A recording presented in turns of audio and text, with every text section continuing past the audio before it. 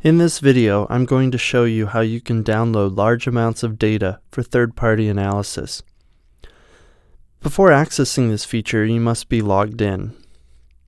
After logging in, let's get started by clicking on Data Center.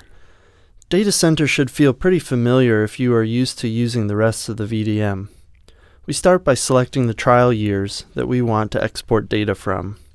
Then we can select a trial group, some trial blocks, and then the data field group we want to view data for.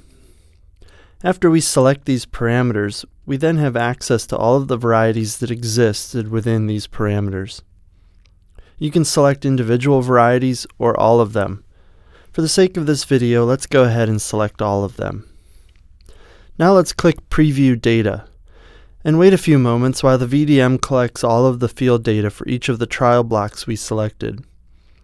The data isn't stored flat like this in the VDM, but in order to export the data for use in Excel or other analytic tools, we have to flatten the data to be two-dimensional.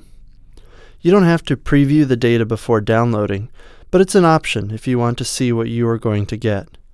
After you are satisfied with the parameters you have provided, click Download Data to extract all the data into a comma-separated values file.